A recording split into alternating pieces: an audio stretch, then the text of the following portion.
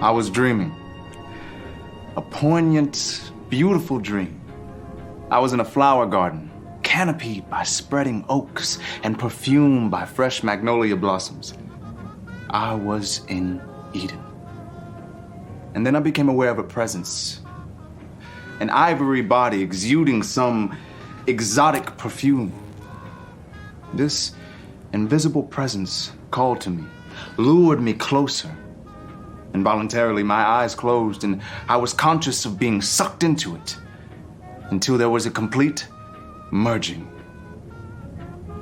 For one moment, I experienced supreme ecstasy. And then the garden disappeared.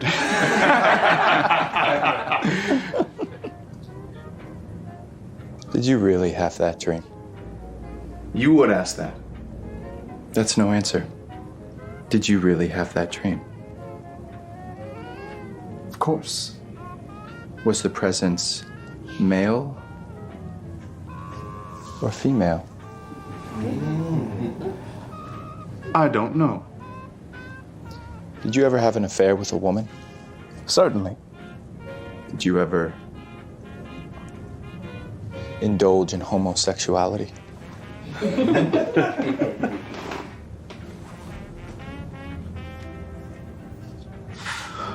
Certainly.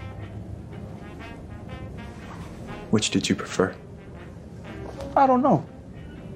After all, there are no sexes, only sex majorities, and the primary function of the sex act is enjoyment. Therefore, I enjoyed one experience as much as the other. Hear, hear. Hello, and welcome to this Queer Disrupt podcast upon the Queer Harlem Renaissance. I'm Jack Bowman, a third-year PhD historian at the University of Warwick, and I write about anti-colonial print with a current focus on the Pan-African movement.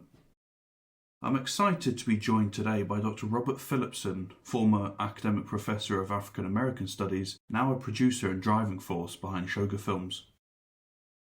Shoga Films is a non-profit and education company who create multimedia works around race and sexuality that are intended to raise awareness and foster critical discussion. Among others, their collaborators include Tony and Grammy Award-winning star of the Hamilton stage show Daveed Diggs, and Tony, Grammy and Emmy Award-winning actor Billy Porter. Recently, Robert and Shoga Films have been producing a multimedia series of short films and documentaries in a series titled The Queer Harlem Renaissance, and the audio clip we just heard is taken from one of these short films, Smoke, Lilies and Jade, itself an adaptation of a short story by Richard Bruce Nugent. We'll be discussing Bruce Nugent and several of his works, as well as various other members of the Harlem Renaissance. We'll be discussing how we can characterise the Harlem Renaissance as queer, as well as the individuals within it, and ultimately asking how these labels, such as queer, benefit us in speaking about the Harlem Renaissance today. Hi Robert, I think the audio clip's actually a good opening to begin discussing both Bruce Nugent and the wider Harlem Renaissance. So perhaps we can start by briefly introducing Bruce Nugent and where that particular clip sits within Smoke, Lilies and Jade. First of all, I want to thank Queer Disrupt for staging this broadcast and inviting me to be part of it. And I want to thank you for conducting the interview. I'm looking forward to this conversation. So to answer your question, and I'm going to assume that listeners have no particular previous knowledge of the Queer Harlem Renaissance. So I'm going to locate things as specifically as possible. Everybody has different definitions of the Harlem Renaissance itself in terms of dates. From my own studies, I date it rather precisely from 1925 to 1935. And I don't need to explain why those particular dates seem the most relevant to me, but that's the period that I'll be discussing. During that time, the Great Migration from the southern part of African Americans from the southern part of the United States to the northern cities, Chicago, Detroit, and New York, had been in swing for several decades and had culminated in a major displacement of the Black population to the urban centers of the North. And in Harlem in particular, but also in Chicago, there was a mixing of ideologies of people, African Americans from different experiences and backgrounds, and not just African Americans, but Black Caribbeans as well, that created a cosmopolitan urban setting for an artistic flowering from this newly urbanized population. So Richard Bruce Nugent was born into an African American version of high society. He came from middle class, well-connected family in Washington, D.C. He had a peripatetic life. He bounced between Washington, D.C. and New York until he was 19 years old. And he was living with his mother in Washington, D.C. at the time, and gravitated towards that. Was helmed by a poetess or a poet by the name of Helene Douglas Johnson. And there he met Langston Hughes. Everybody knows who Langston Hughes is. Maybe a 30-second pitch on who Langston Hughes is, just for those who perhaps haven't come by his name. Sure. Langston Hughes is probably the best known writer to come out of Harlem Renaissance. Mm-hmm. He made his initial reputation as a poet, but practiced all the genres and had a productive and long-lived career into the 60s and 70s. He was living in DC in early 1925, because that's where Langston Hughes' mother lived. And Langston Hughes was still establishing himself as a writer, didn't have much money, and as a matter of fact, worked as a waiter in a downtown hotel. But he was, he went to the salon. There he met Richard Bruce Nugent, and they struck it off. They were both young men with literary ambitions. Langston Hughes was a bit older, had already had some recognition for his writing in Harlem, and he told Richard Bruce Nugent that Harlem was the place to be and encouraged him to come north, which Richard Bruce Nugent did. Richard Bruce Nugent was both a visual artist and a writer. He practiced both those artistic pursuits, but not with any great ambition. He was immensely talented, but something of a dilettante. So what he did produce was notable and even remarkable for someone with as little artistic training as he had. But he painted when he felt like it. He wrote when he felt like it. He wasn't pursuing a consistent career. That being said, he was the most visibly queer artist of the Harlem Renaissance. And this was due to a couple of reasons. One was he coming from a middle-class background, he rebelled against it and adopted a bohemian lifestyle. So he sort of delighted in épater la bourgeoisie, in shocking people of his parents' circle and generation, wouldn't wear socks, for example. And he was sort of flamboyantly nonchalant about the nature of his sexuality. Mm-hmm. In fact, the clip that you opened with is a recreation of a famous monologue that Nugent gave at a party at one of the places he was living at in New York. And this monologue was actually not Nugent's own writing. It was produced by Nugent's friend and writing partner in crime, Wallace Thurman. Mm-hmm. Wallace Thurman was queer, as was Richard Bruce Nugent. And they were also very much iconoclasts. They were part of the younger generation that was in rebellion against the Victorian mores and literary styles of the previous generation, the older generation. And Wallace Thurman in particular, many of the writers of the Harlem Renaissance came to Harlem from elsewhere. And that was true with Wallace Thurman as well. He had grown up in the West, came to Harlem from California, and entered on a meteoric career as an editor and a writer and a leader of the younger iconoclastic generation of Harlem Renaissance writers. He lived in a boarding house on 135th Street in Harlem that became known, I believe the term was Zora Neale Hurston's, as Niggerati Manor. And in that brownstone lived Wallace Thurman, Richard Bruce Nugent, Langston Hughes spent a summer there. He was actually going to school at Lincoln University in Pennsylvania. But during the summer break, he came and lived with his friends in the brownstone. Zora Neale Hurston was an occasional visitor. These folks came up with the idea, mostly inspired by Thurman and to a lesser extent Nugent, that they were going to publish an art quarterly called Fire. And it was going to be very much a declaration of independence. We are African-American writers, but we write about what we want to write about. We're not writing to oppress white people. We're not going to be confined to our subject matters. We're not going to hide our dirty laundry. We're going to present African-American life in all its complexity and messiness.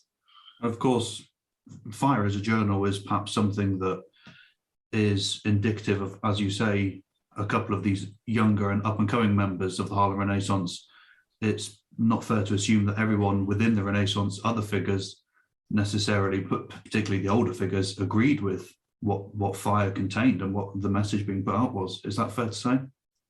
Absolutely.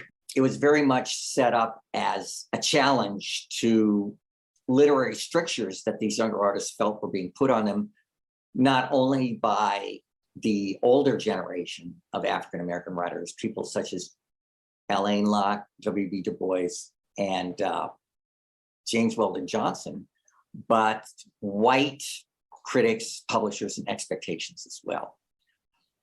So they wanted to make a statement. They wanted to be shocking.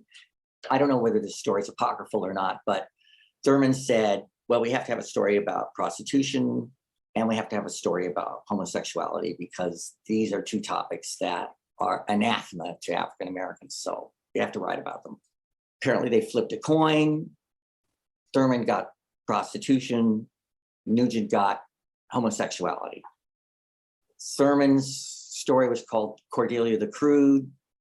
It was the first story to be published in the magazine, which only had one issue. I don't want to spend too much time with that, but it was an amazing creation in terms of art, what it was doing, literature, the names that were associated with it.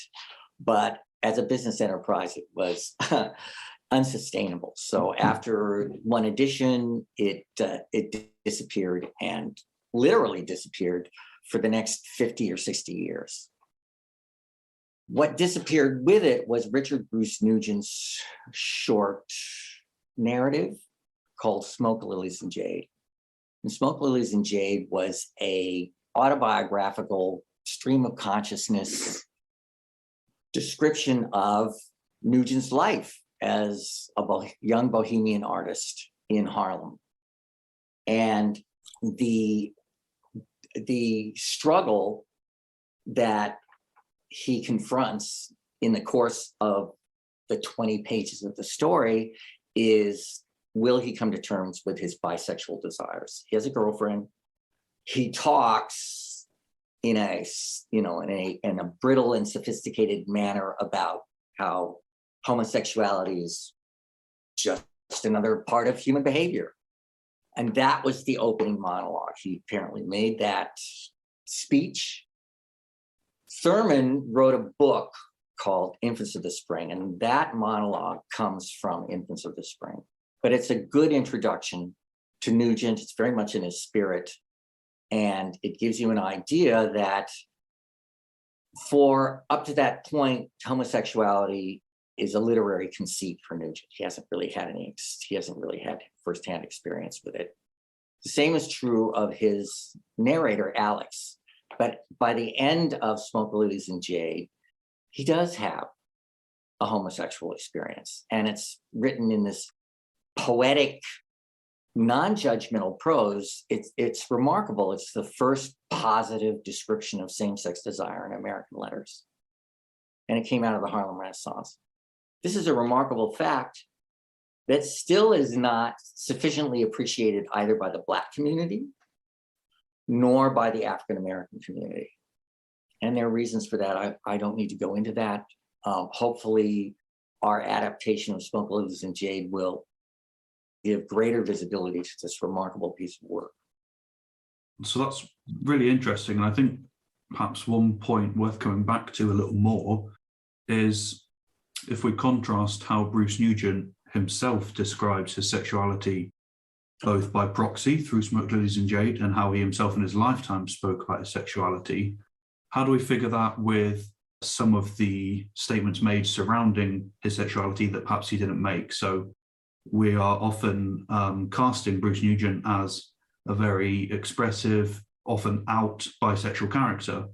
And that perhaps is the legacy that some people who are sort of familiar with him may come to know. But that's not necessarily the whole story, is it? Certainly not. One of the things that the queer communities in America are dealing with is nomenclature. What are the labels that we apply to ourselves? And we're still struggling with that. We have a whole alphabet soup, LGBTQIA+. Of course, very little of this would have been recognizable back in the 1920s.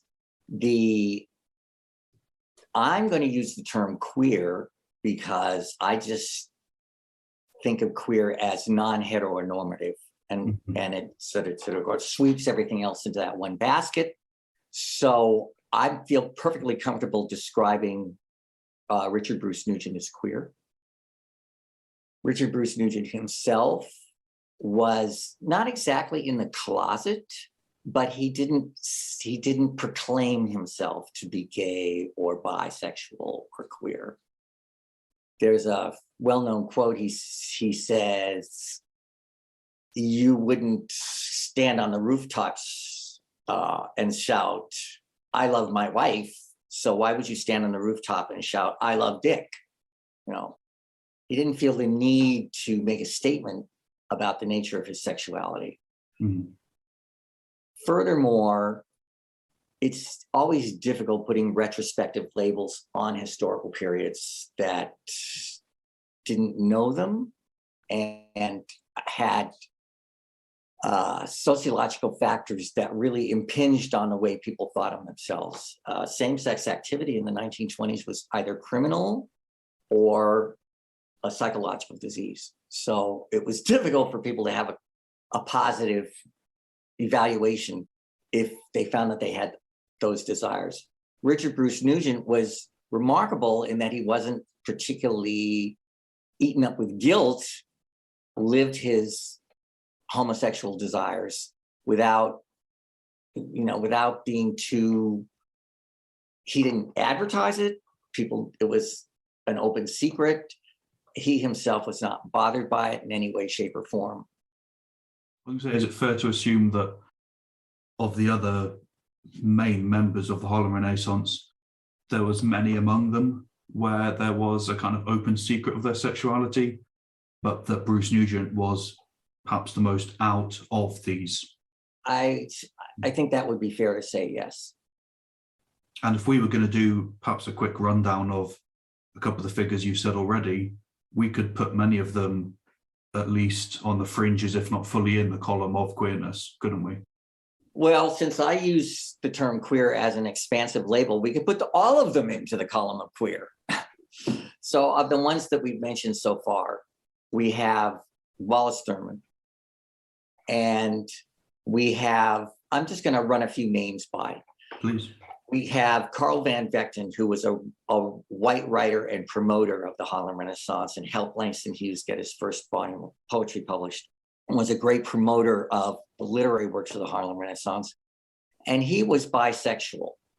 He was married to a Russian actress by the name of Fania Marinov. They had a long, sometimes passionate, sometimes rocky marriage, but they were obviously quite devoted to one another. But Carl Van Vechten was, vigorous in his pursuit of young men. He didn't go after the men of the Harlem Renaissance. He kept his sex life separate from his literary activities, but it was certainly, to his inner circle, it was well known that he was bisexual. Now, I'm putting Langston Hughes in the queer column because there's no evidence that he had sex with anybody outside of his own declarations that he had several love affairs with women. But nobody has credibly come forth and said, I slept with Langston Hughes, either male or female. And given the fact that he was so attractive and Harlem's most eligible bachelor for 30, 40 years, my own opinion is that he was asexual, which puts him in the queer column. And that seems to be an opinion that is increasingly coming to the fore in recent, short biographies and such about him, isn't it? That's my belief. Of course, Black queers, there's a Langston Hughes Club in Washington, D.C., for example, very eager to enroll him as a gay man. Why not? There's no evidence to the contrary. There's a famous video art piece called Looking for Langston by the British installation artist Isaac Julian that is premised upon this assumption that Langston Hughes was gay. Right. So we've got Langston Hughes. We've got Calvin. Yes. We've got Richard Bruce Nugent. Can we figure Wallace Thurman into this? Yeah, absolutely. He was gay. We also have Claude McKay. Claude McKay was a Jamaican immigrant who came to the United States and established his reputation as a poet in the United States, mostly lived as an expatriate during the 20s and early 30s, the actual years of the Harlem Renaissance, but was tremendously influential because of the literary reputation he had already established with his early poetry. And the novels that he wrote that were published in America while he was in France and Morocco, the most famous of which was Home to Harlem. It was published in 1928. The thing about McKay is because he was bisexual himself, he was aware of the queer subculture in Harlem, and he depicts that in a straightforward but not sensational way in his writings. In fact, we took a scene from Home to Harlem that takes place in a queer-friendly nightclub called Congo Cabaret, and we made it one of the short narrative pieces. And that's also part of your series on the Queer Harlem Renaissance, isn't it? Right. So Claude McKay, bisexual. The blues singers of the 1920s were bisexual or straight up lesbian. Alberta Hunter was lesbian. Bessie Smith, the best known of the blues singers at that time, was bisexual. Mm-hmm. Ethel Waters, who went on to have a huge career from the 20s through the 70s, was bisexual. There was a well-known cabaret performer who was a bulldagger. That's what they called masculine presenting lesbians. Her name was Gladys Bentley. And she played piano at the Clam House, which was a nightclub in Harlem. And it was a scene. It was a well-known scene. Langston Hughes mentions it in his autobiography. She kind of disappeared for a while. She was forgotten. But with the rediscovery of queer history, she has been surfaced as a queer icon. So Gladys Bentley, Alberta Hunter, Bessie Smith, and Ma Rainey. Ma Rainey was also probably add Ma Rainey to this, which is probably one of the most well-known names, I'd say, after Netflix's adaptation a couple of years ago. That's right. And this is less well-known, but Zora Neale Hurston was also bisexual. That didn't surface until later in her life, when she was doing anthropological research. She had an affair with, I believe it was Ruth Benedict, another anthropologist.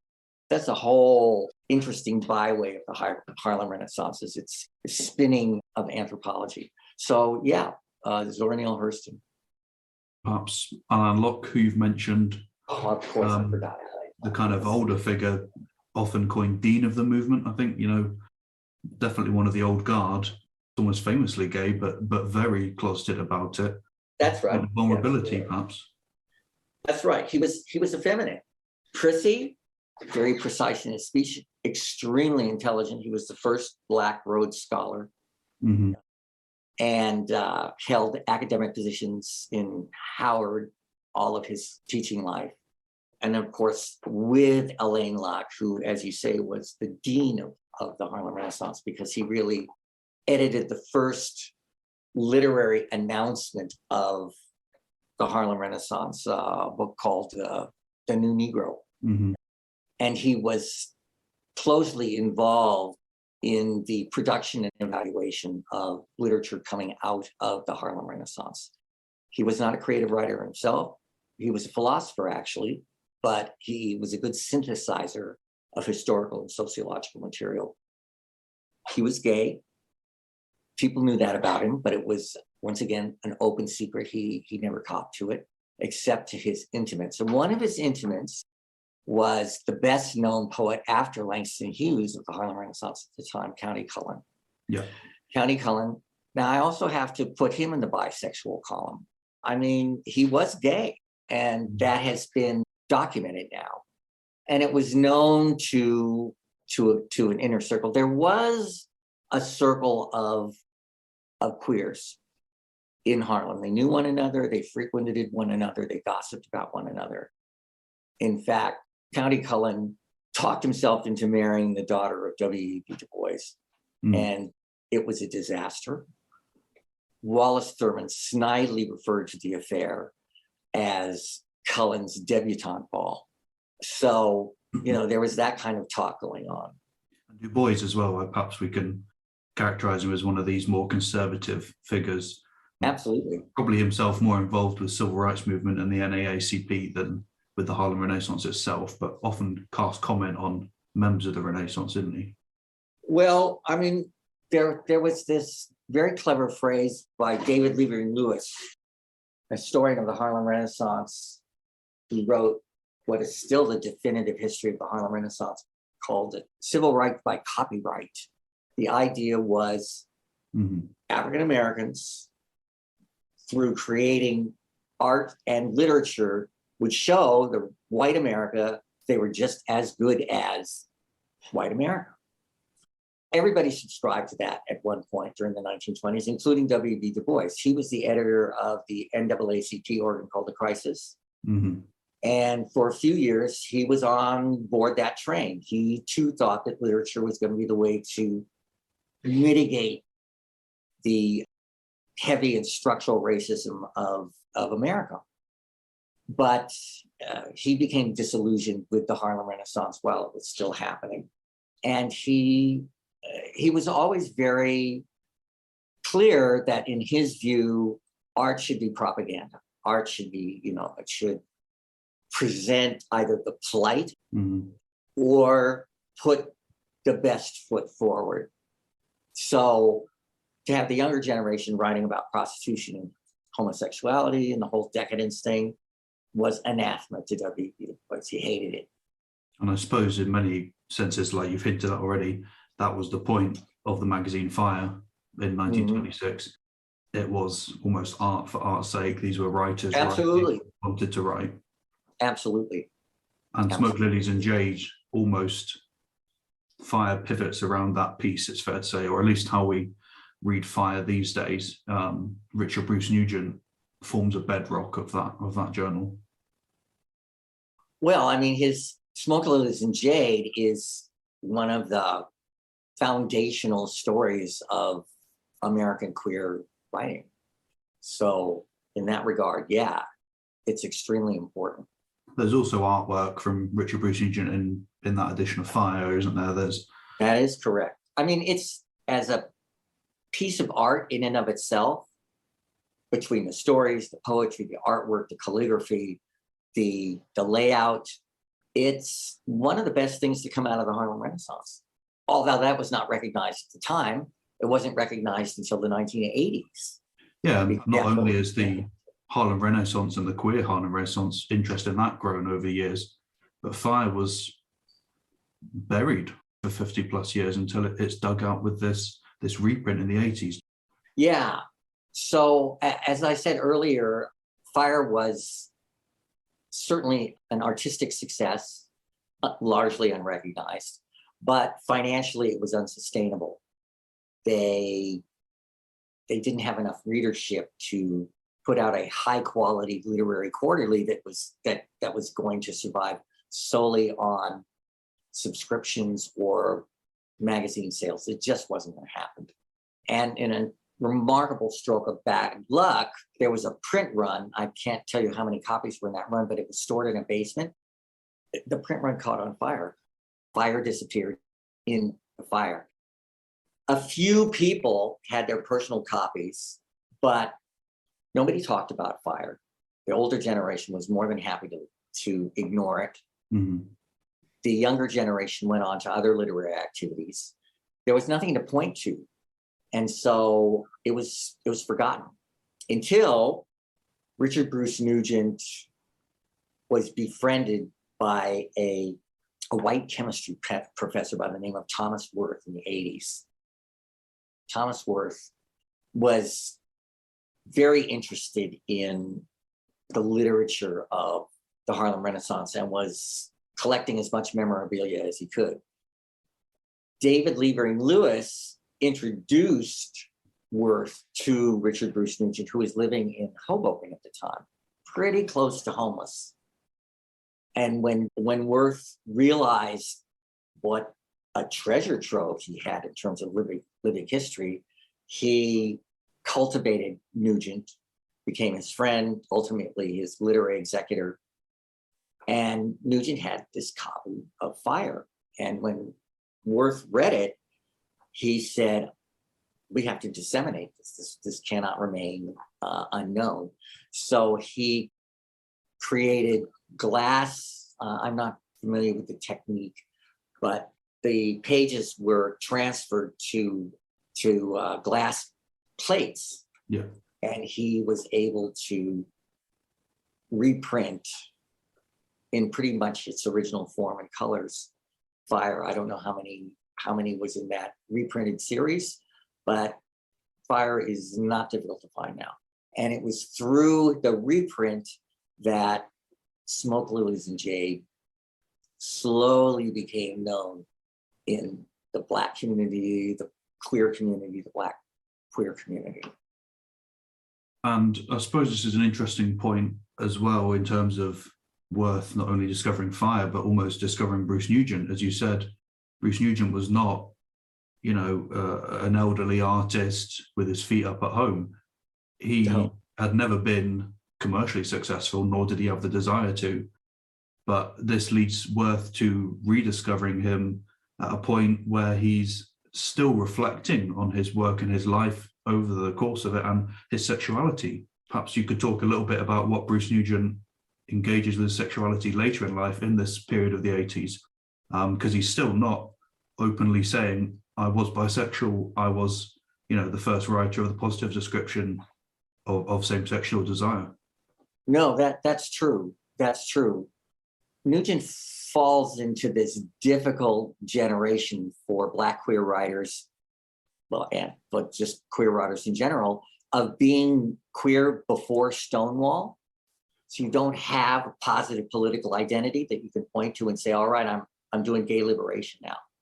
So writers from that period, and not just writers, but activists as well, most famously James Baldwin, but also Bayard Rustin, who was a civil rights activist in the United States, and Richard Bruce Nugent, had to negotiate the open secret of their sexuality, if you will, with their public careers in a way that allowed them not to come to terms with labels that would not have been understood and were thrown at them anyway as as insults. So Nugent's strategy in the face of this, and it's one that a lot of people in his situation adopted, was, I don't do labels. Mm. However, Nugent lived through the Stonewall Rebellion and was alive for the beginning of gay pride and the creation of gay consciousness and a gay identity. He was interviewed for a documentary about gay life in America called Before Stonewall. And he was interviewed as a living witness to the gay activity during the Harlem Renaissance. He was an unfriendly witness. He was not particularly expansive about it. He did not describe himself as queer, but he did allow himself to be interviewed. Now, the interviewers of that, the makers of that movie, who I happen to know, were, and this was during the 80s, this was before Smokealoos and Jade had been rediscovered. They didn't know what they had before them in front of the camera. They didn't ask him about his literary activities or his artistic activities. They didn't know, they didn't ask. It's really too bad. It's a lost opportunity. So speaks the fact that Nugent didn't say. No, he did not. He was not one to toot his own horn, but he did, in a private interview with Thomas Worth, which later got published in an anthology that Worth put together of Nugent's writings throughout his life. He talks about an early poem that he published called Shadow, which we also did a version of in Shoga, which was received as a race poem, the pain of being different. Mm-hmm.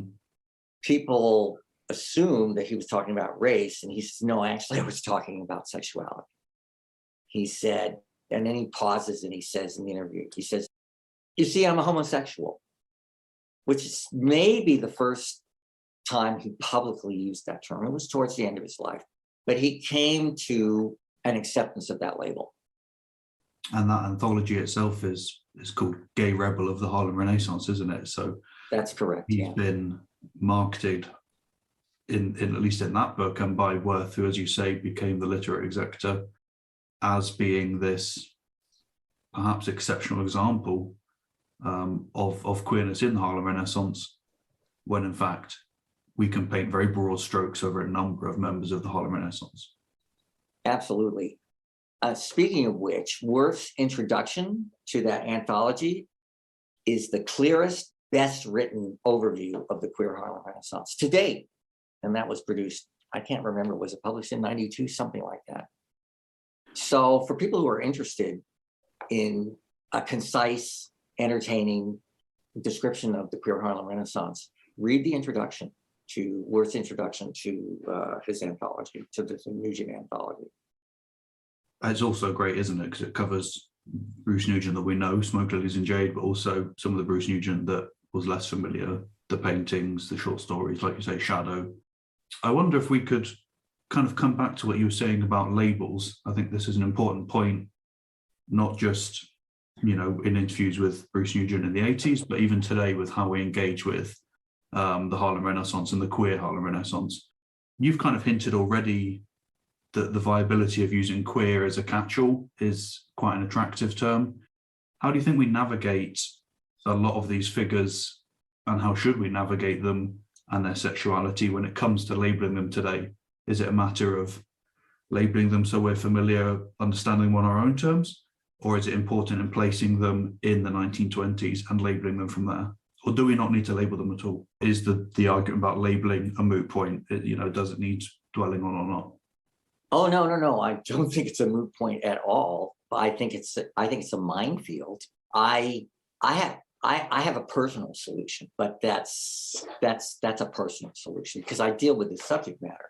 So my personal solution is I am retrospectively applying contemporary labels to a historical period with knowledge that there's a certain distortion that goes along with that, as well as a clarification. And I really don't see any other way of dealing with that question.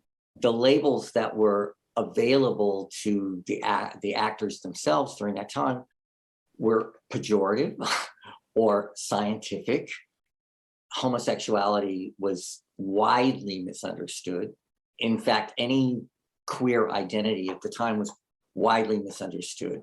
And the discourses that were said to describe this behavior were either, I'm using Foucault's definition of discourse, were either pathological, it was a sickness, it was a disease, or legal, it was criminal activity.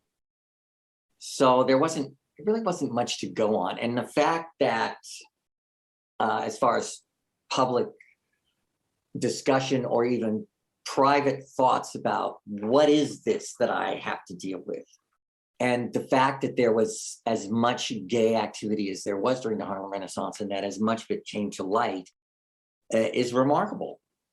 And so almost it falls upon whoever's writing these histories or discussing these histories to perhaps give that caveat that we're speaking with today's voice, but reflecting on sexualities that were definitely there, just almost they didn't have the labels for them. Yeah. And while we're on the subject, let me recommend historian George Chauncey's book, Gay New York, because he does a very nice job describing the historical periods of gay life or queer life in New York. And he's careful about his use of labels. Perhaps then to kind of bring it right back to where we started with that clip from your short film, Smoke, Lilies and Jade, the way to engage, at least on level terms, with these figures' sexuality is through their work, perhaps, and through their own depictions. As you say, this was an autobiographical piece by Richard Bruce Nugent. You hinted that Claude McKay imbued his writings with his own sexualities. Is the best way to kind of retroactively get in their boots, as it were, to go in through the literature? Well, it's what's visible. It's the evidence that we have before us. And the treachery of literature is that it has to be interpreted, right? So it's not a report. Now, if you wanted to read a report, there was vice squads, there were stings that were set up, and descriptions of homosexual activity that were written by, I don't remember the name of these kind of League of Decencies that came out of the progressive era, but they were the ones that were trying to clean up the alcoholism, drug abuse, homosexuality. So you have a scientific language and a criminal language that's very dry and non-interpretive, at least by their own lights. Then you have Smoke, Lilies and Jade, which is very atmospheric. And perhaps as you've done with your short film, this isn't just an adaptation, a word for word of Smoke, Lilies and Jade. As you mentioned, you've brought in scenes from other figures, other discussions that you know to have been had, and it does create this kind of ensemble expression of perhaps what the basis of Smoke, Lilies and Jade was. I wrote a script. I turned it into a script, and I adhered to the conventions of a narrative art, which is a beginning, middle, and an end, and a character development. I quarried what I could out of Smoke, Lilies and Jade to come up with that. But I would say that the poetry, particularly in the narration of the piece, comes from Richard Bruce Nugent. But the opening monologue, which we began the program with, is an adaptation of Wallace Thurman's writings. And then there's a whole discussion after that opening monologue between the Nugent character and the Thurman character, in which the Thurman character relates how he was arrested for homosexual solicitation shortly after he arrived in New York, which is part of the historical record that actually did happen to Wallace Thurman. Now, Nugent didn't write about it, he incorporated it into Smoke, Lilies and Jade. I did that, but I think it belongs. I mean, I'm not claiming that the film Smoke, Lilies and Jade is a faithful adaptation of the stream of consciousness narrative, Smoke, Loose, and Jade. I don't think that would be possible. But it's a companion piece, let's put it like that. Adaptation of spirit, I think it's fair to say that's what comes through with it. Perhaps in wrapping up, as I think we're getting towards end of time here, is kind of placing all of this within the wider, as with every history. So what? Why does this matter? Why does it serve us or not serve us to consider the queer Harlem Renaissance?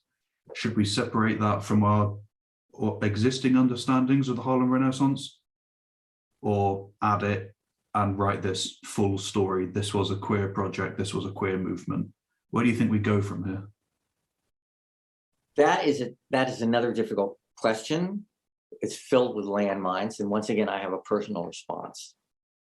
When I began researching this topic, and I've been researching and producing films and writings about it for almost 15 years now, my first early understanding was, well, of course there was queer participation in the Harlem Renaissance because it was an artistic movement, and where you have art, you have queers, right? So my initial approach was, this person was queer and this person was queer, and they produced this piece of art, or they participated in this part of the movement.